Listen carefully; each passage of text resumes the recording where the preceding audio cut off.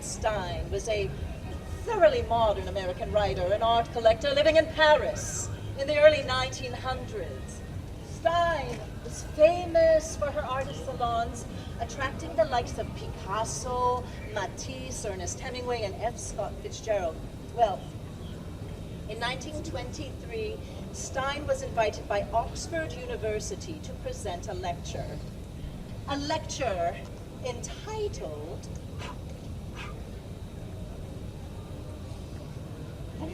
Composition as Explanation. The composition is the thing seen by everyone living in the living they are doing. They are the composition at the time they are living, in the composition of the time in which they are living. It is that makes living the thing they are doing. They are conducting life, and that makes their composition what it is. It makes their work compose as it does. Dear Gertrude, your composition as explanation inspires me to confabulate all the sticky stuff of my time and my life, and in birth and death, in sickness and in health, I propose decompositions as explanation, razlagania. And in these decompositions, I'm going to decompose my life, in which I normally farm flowers, make theater, organize human beings, raise a teenage son, fundraise, feed people, all the while keeping it together, although I do lose my glasses everywhere. But I just laugh it off, to stay calm, to stay cool, to stay collected, to stay composed. In these decompositions, I am going to make the space to undo it all. I am going to disorder in order to reorder, because like you, dear Gertrude, I want to disrupt.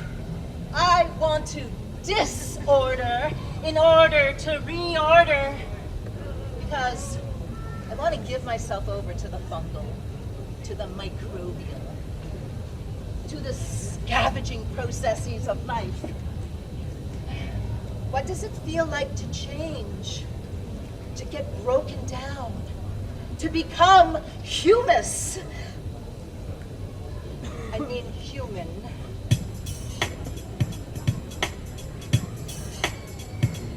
On this composting heap, it's just me.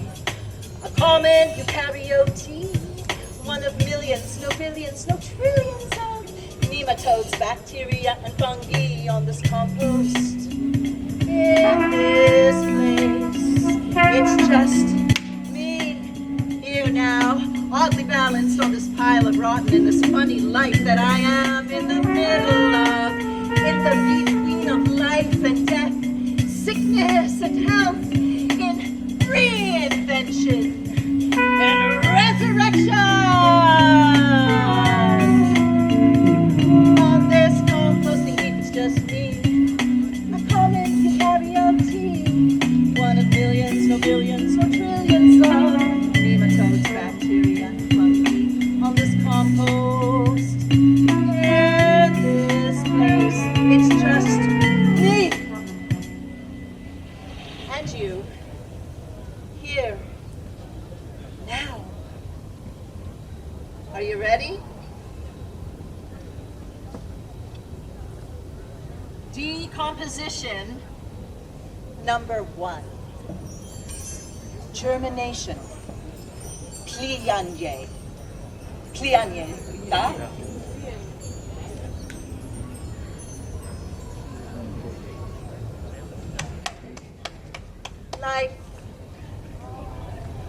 Life begins from a seed, a cell, an egg.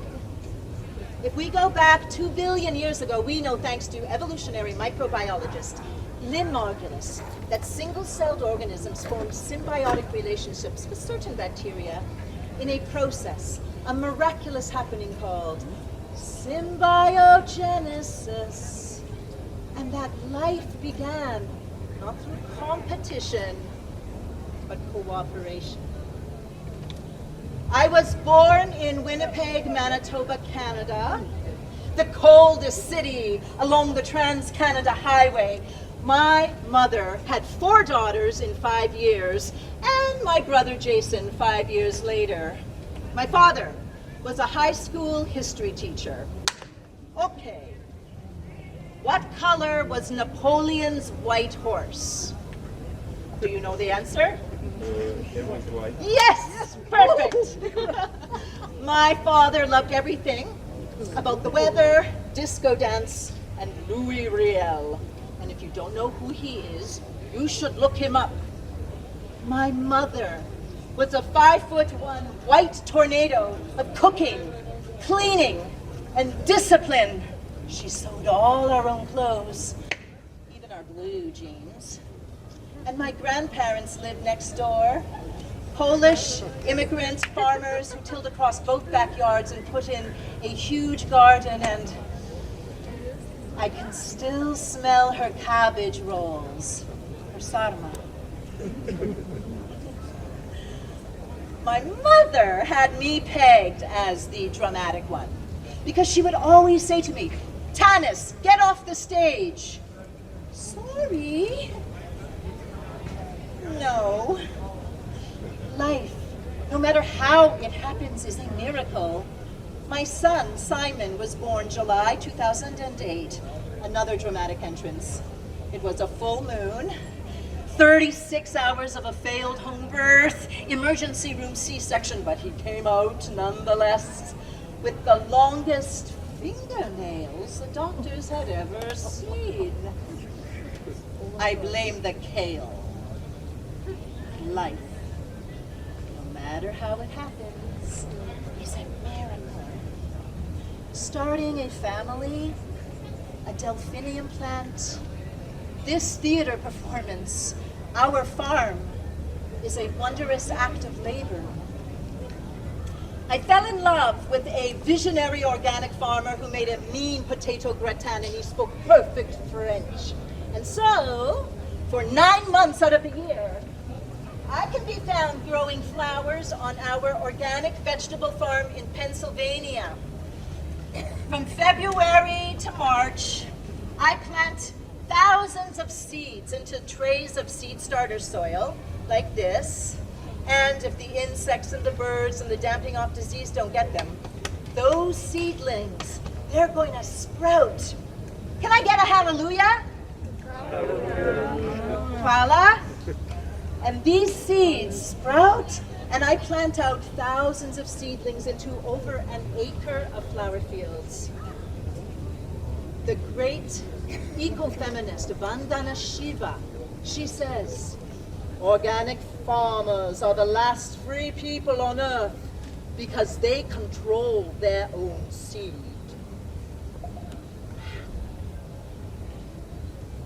I love growing flowers. I love cutting flowers. I love making the bouquets. I love selling our flowers at market.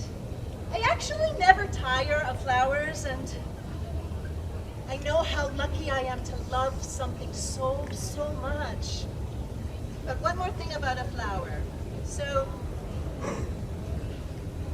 a flower, or an angiosperm, when it makes the flower, that means it's getting ready to create a seed so it can carry forth its next generation. So a flower is at the end of its life. It is an aria in its last act.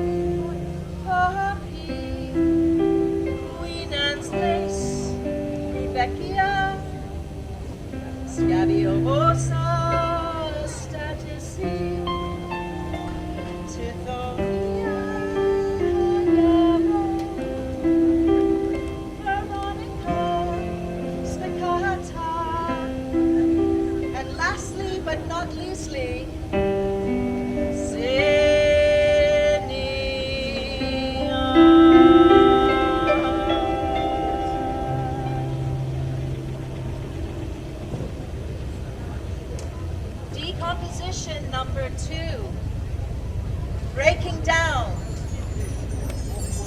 Deconstruction.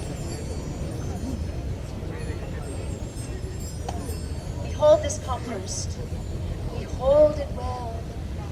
But what is compost? And why should we even care? Well, say I take this flower and I put it on this compost pile. The flower is going to begin to evaporate moisture. Soon insects and soil fauna are going to eat it and break the carcass down. And then fungus and bacteria are going to digest it even further. All the while, earthworms are aerating the soil because this whole process needs oxygen. And what we have left is a beautiful, nutrient-rich soil called humus, ready to grow a new flower. So humus is always decomposing and composing at the same time. Humus, radix verbi ad hominem. Humus is the Latin word for soil and earth. Humus is radix verbi ad hominem. Humus is also the Latin word for human, humility, and humor. Okay, I have a joke. What does this compost pile and a 58-year-old tractor have in common? What? They're always breaking down. Thank you. But seriously, folks, according to Jerome Rodale of the Rodale Institute, if we did not have the composting process, we would get a buildup of biomass so deep, we would literally drown in ourselves. Think about it. 7 billion people's waste, all the dead bodies.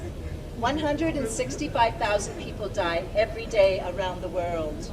That's a lot of dead bodies. So, whether you are a flower, a human, or last night's spaghetti dinner, compost is your grand finale.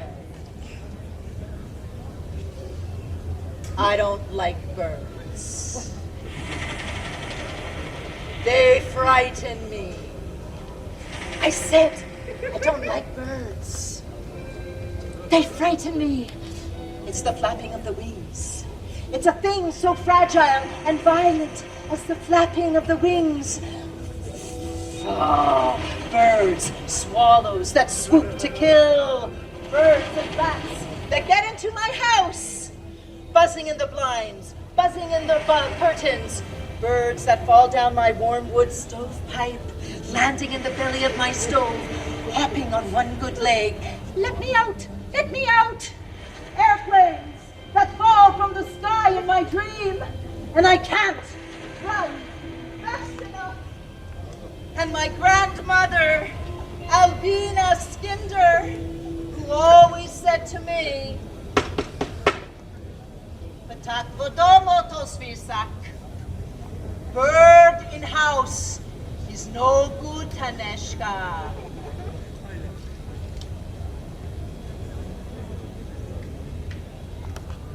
Decomposition, number 3.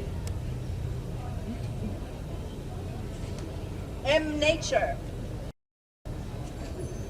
M природа.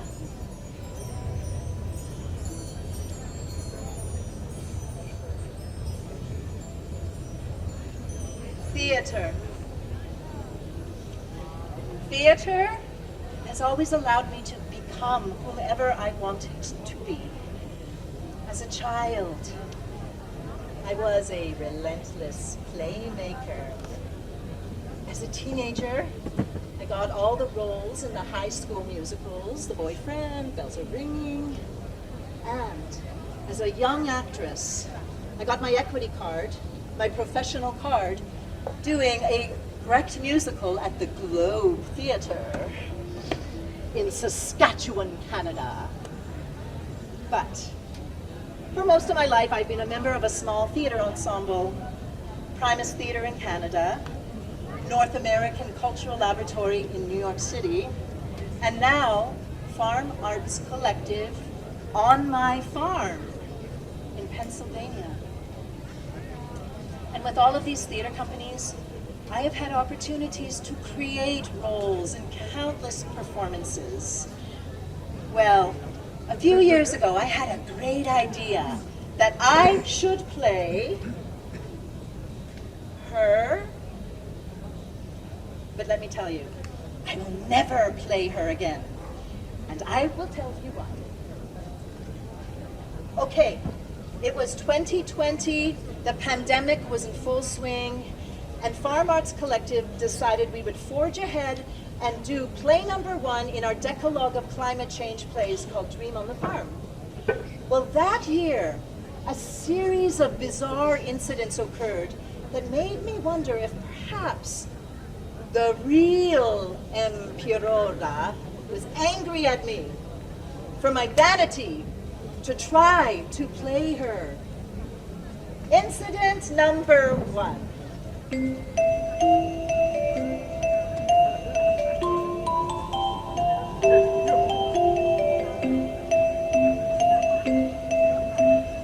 I was cutting zinnias one midsummer's day when something buzzing curled into my ear.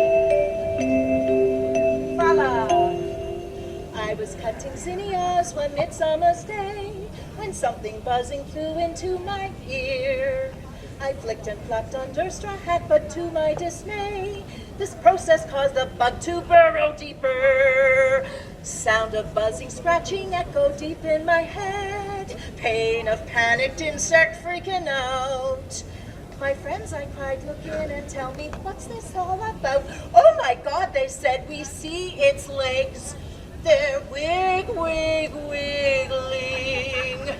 They drove me to the barn and cried, a sharp vacuum to my ear. I cried, stop, I need to dunk my head and drown that bug until he's dead, dead, dead, dead. Breathe. Breathe. Surrounded by a small circle of concerned farmers, I wait what seems an eternity until my husband sees the head of that insect and extracts a large, bloated Japanese beetle. In the book, The Passion According to G.H., the protagonist, another role I played, encounters a cockroach in her home. Her initial revulsion towards the cockroach is replaced with empathy. And in the novel's infamous climax, G.H. dissolves the final boundary between herself and the bug by eating the cockroach's innards. Me?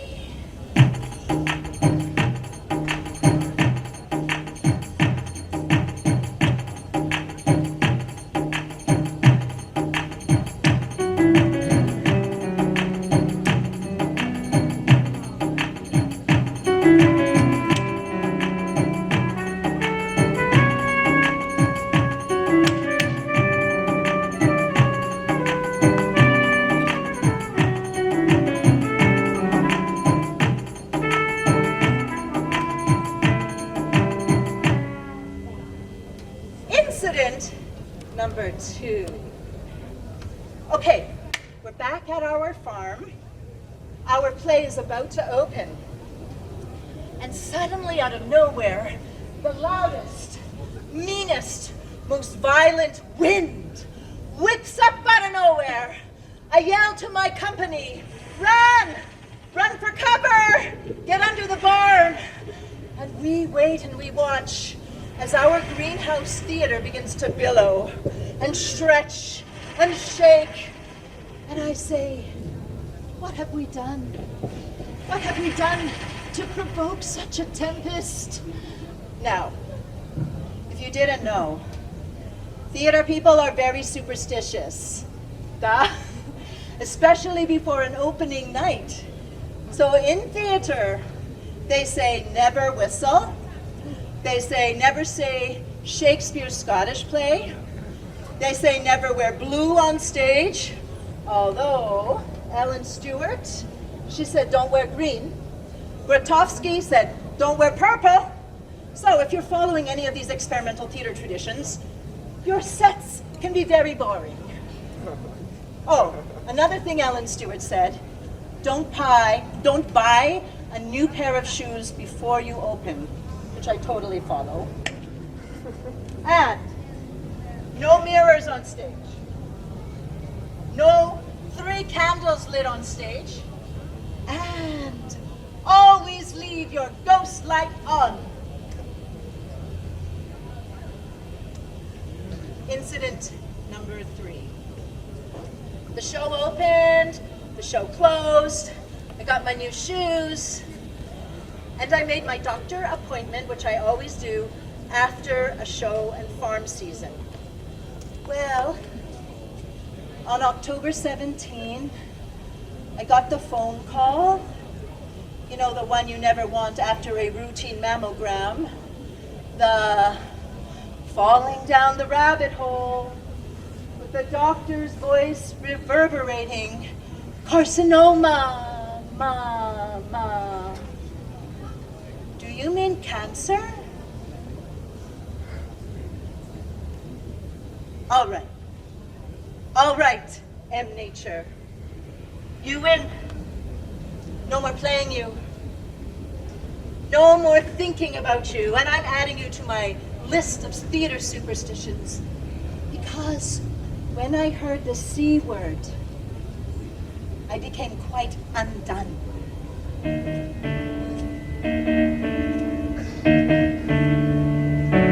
She's come undone.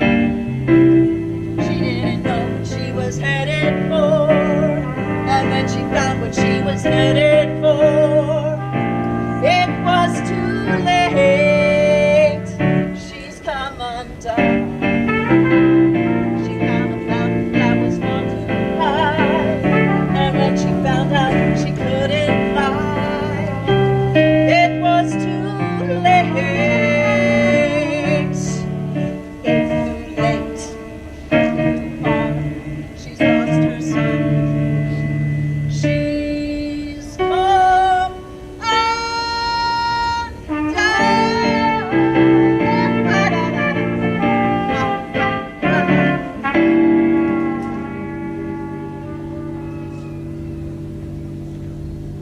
Decomposition number 4, rot thrulish.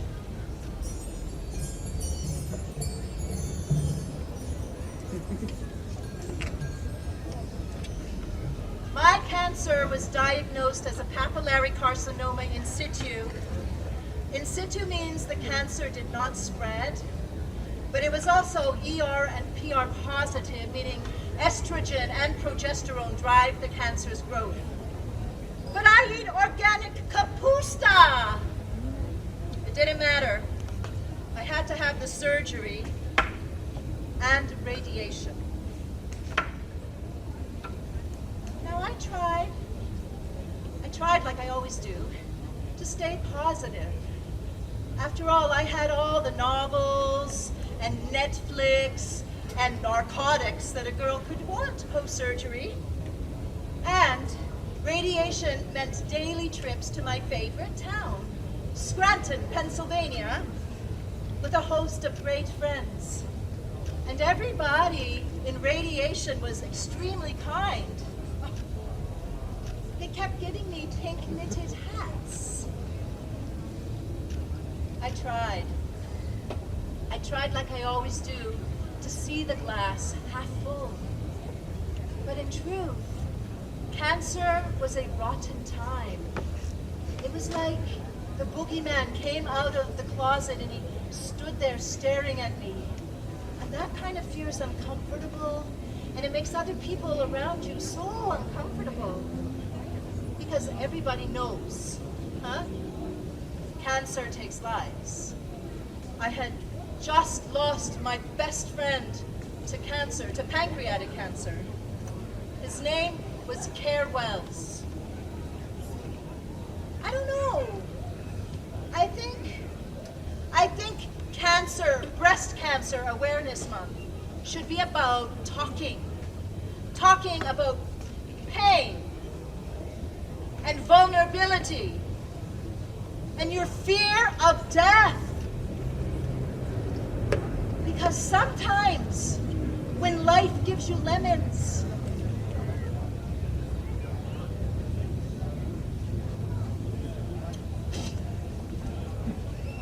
it's just fucking lemons.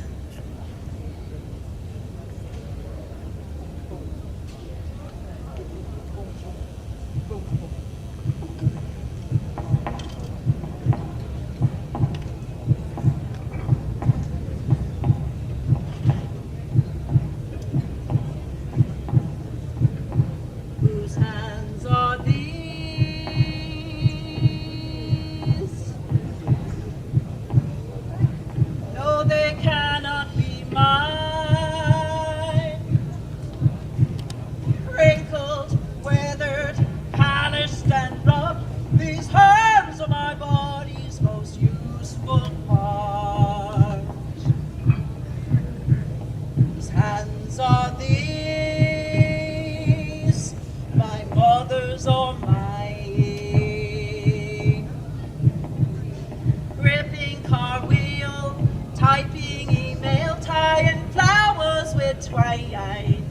Are these digits also mine?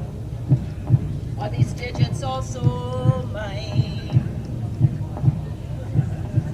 No other appendage gets me as down as these hands of mine. Hands down. Wait a second. So many things are better when they've aged. Wine, cheese, beef, kimchi, French actresses. But I just don't think my hands will ever be. Why North American women? Why do we have such a hard time dealing with our age? Okay, it's time for a pause. A menopause. Can I have some lights? Okay. First, tea. And Maya, I need to ask you to make a translation. It's okay? Okay. So, Roja? Roja, take chamomile. No, you can take a tea. Okay. Roja? Okay. So,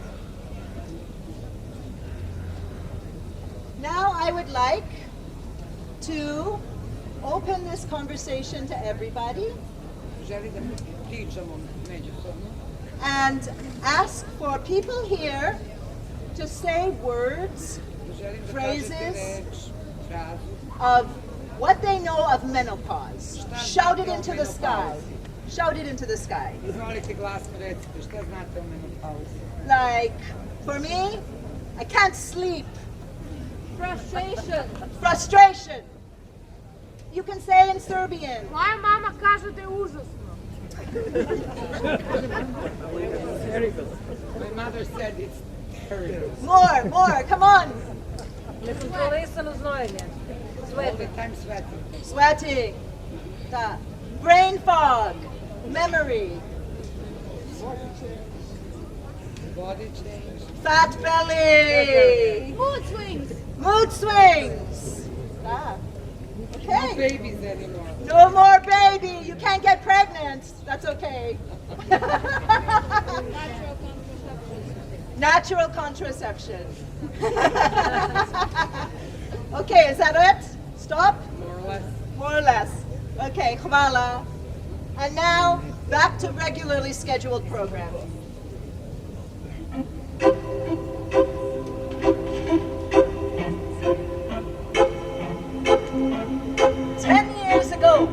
I had a headache for a week.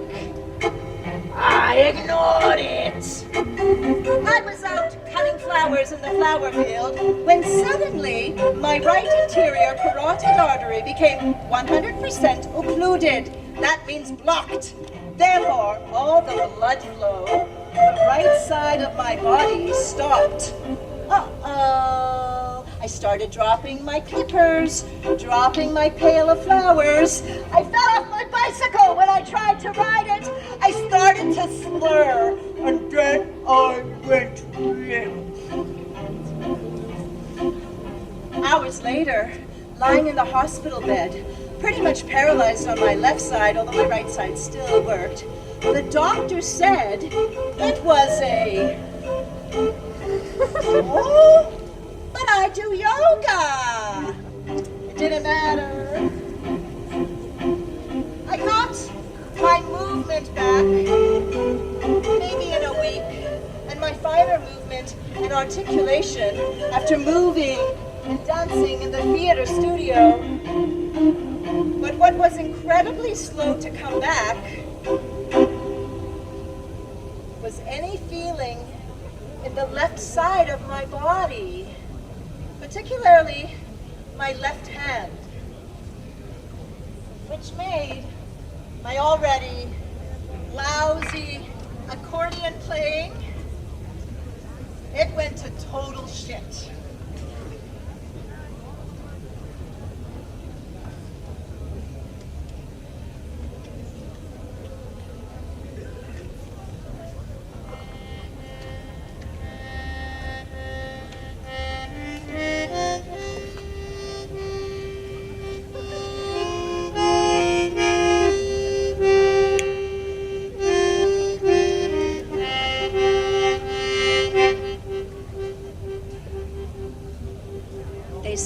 you've had a brush with your own mortality, that you might do things you wouldn't have done otherwise. Like create a theater performance about what it's like to be in the body of someone having a stroke, and then realizing that was the occupational therapy I needed all along.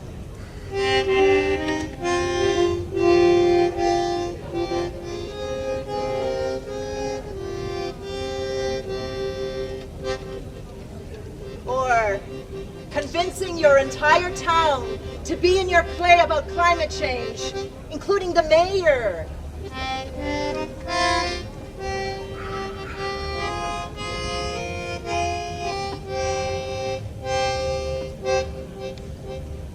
Allons-y m'appelle, regarde le miracle de les morts fatigués.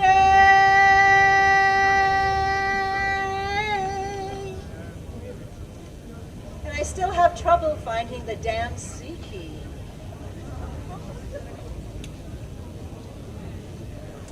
I think it's time for a puppet show.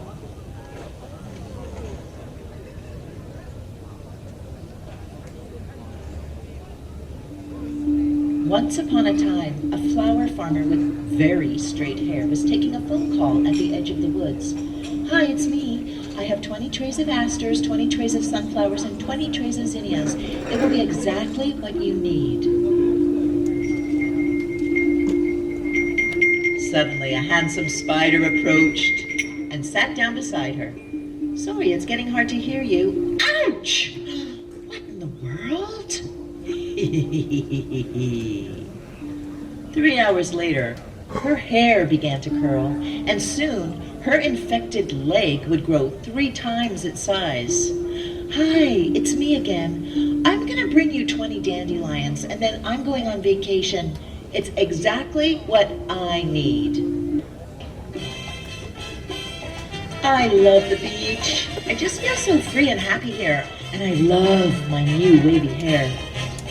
That morning, an incredibly fit jogger happened to pass by. Hey, lady, that leg is pretty big. You need to see a doctor, dude. I saw one on that golf course. Hey, we need a doctor here. Magically, an infectious disease doctor happened to appear from hole 17 on the golf course. Does somebody need a doctor? Oh, yes, lassie, your leg is quite large. It looks like you've been bitten by a brown or recluse spider. Why, your flesh is rotting, lassie. It's gone necrotic. You must take antibiotics to make it smaller again.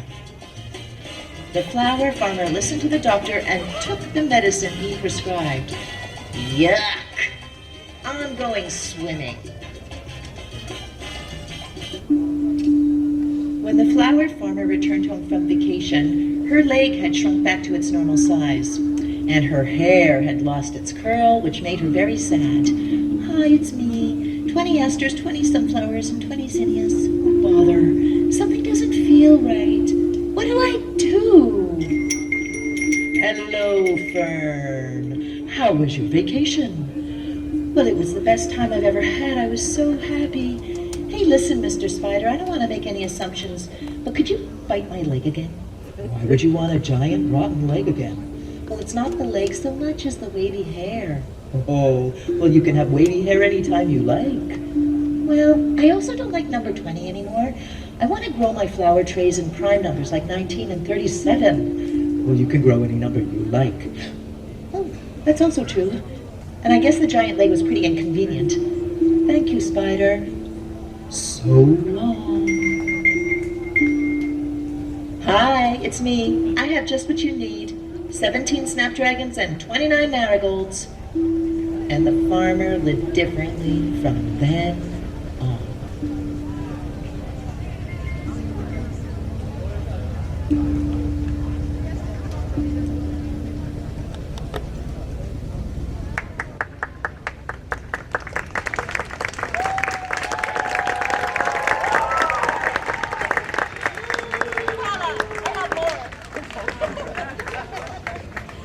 Decomposition number 7, phosphorescence, sencilla.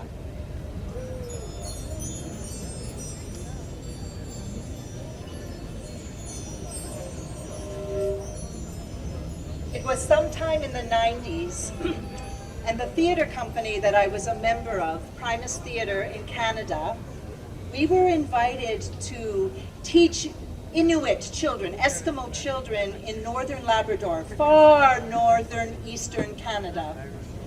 So my theater company boarded a twin-jet propellered plane, and one by one we were dropped off along the coast. Rigolette, Makovic, Hopedale, and Nain.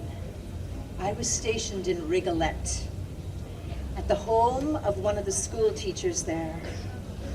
I loved Labrador. So cold.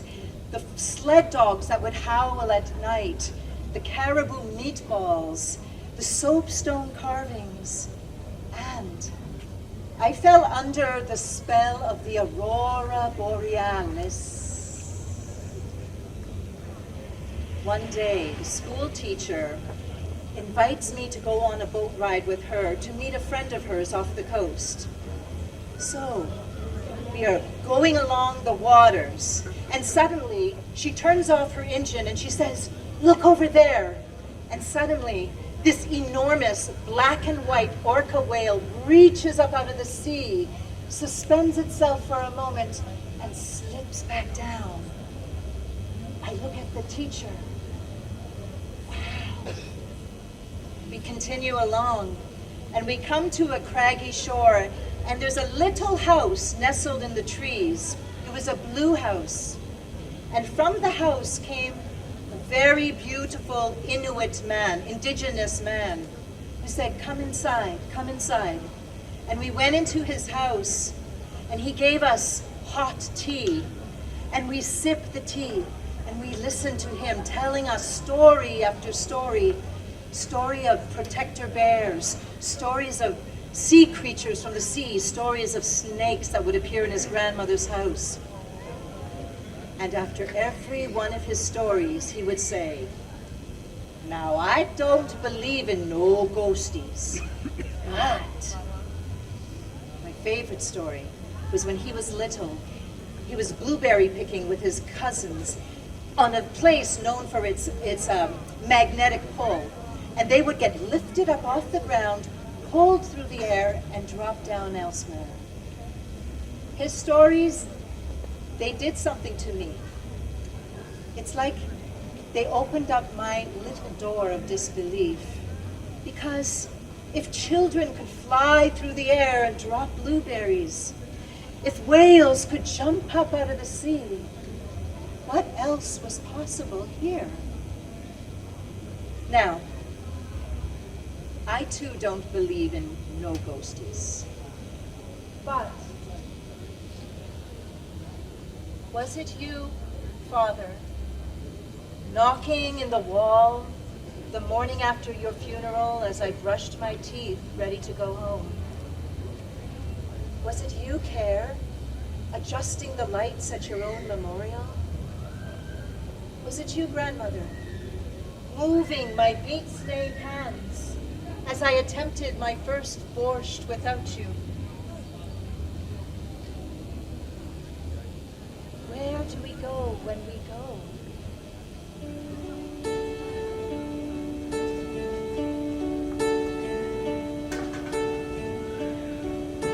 Where do you go when you go? And how do you know the way? Where do you go when you go? Far away or just out of sight? Do you follow a light? Read a song?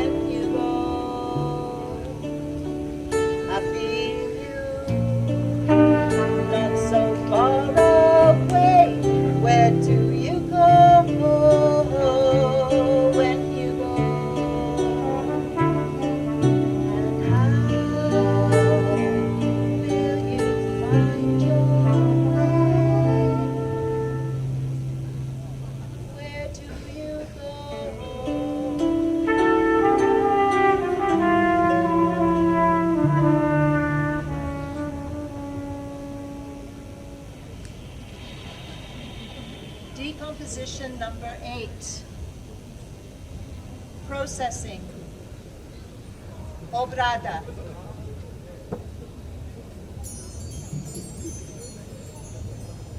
I am preoccupied with obituaries, reading the newspaper. I will barely get to the third and fourth headline when I instantly scroll down to see who died.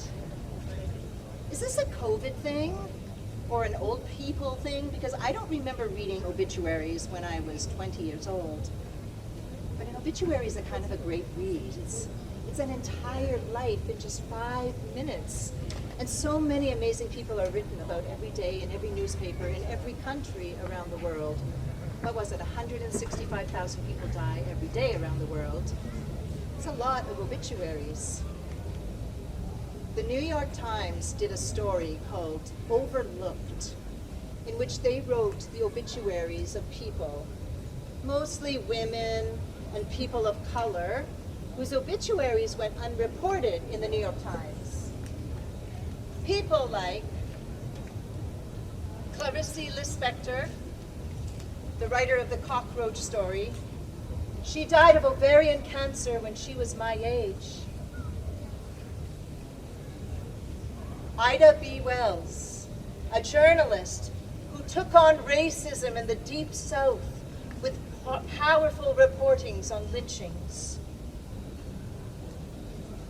Diane Arbus, a photographer whose stirring portraits captured generations.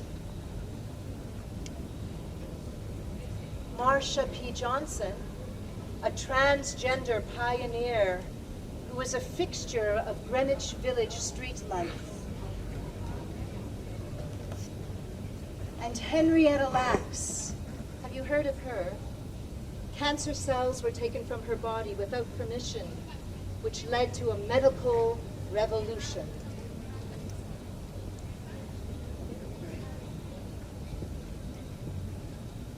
I have never written an obituary. I think the closest that I've come to writing an obituary is writing my resume. I mean, what a hopeless, futureless document is that. But if this compost were to write its own obituary, it would never just include the flowers and the lemons on top. No. It would also include in bright red ink its brilliant transforming future. It will become future salads and meals. It will become future weddings adorned with flowers. It will become feeding future trees from which your apples come to make your cider. No. Compost, even as obituary, it has hope. Bird in house is no good. Bird in house means a message is coming. Bird in house means a change is coming.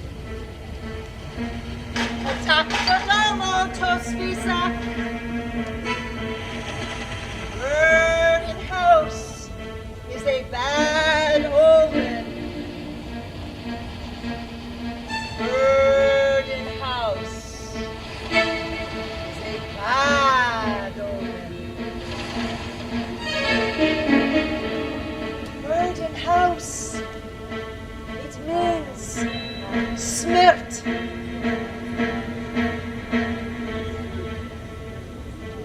When I was 4 years old, I came face to face with a bird. I was alone in my bedroom, and he appeared.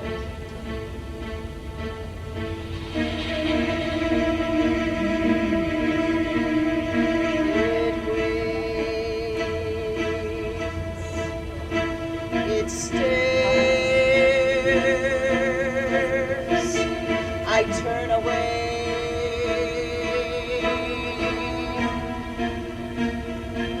It's there.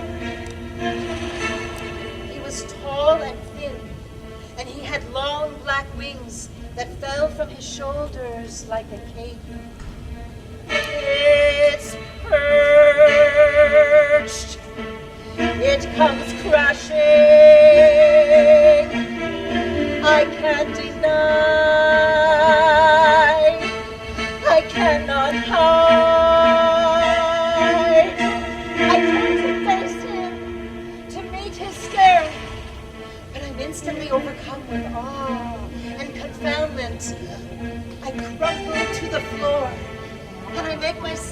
small, so small. He reaches out with a long, bony, feathered finger, and he gently caresses my head, and he says,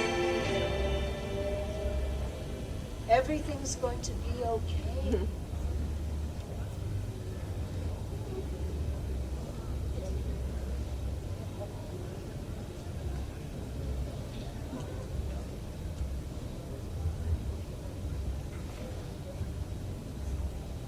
On this composting heap, it's just me, a common eukaryote, one of millions, no billions, no trillions of nematodes, bacteria, and fungi. Dear Gertrude, give me the courage of that 4-year-old to face my darkest imaginable. Give me the courage, the confidence of this compost pile to change, to decompose, to rot, to transform.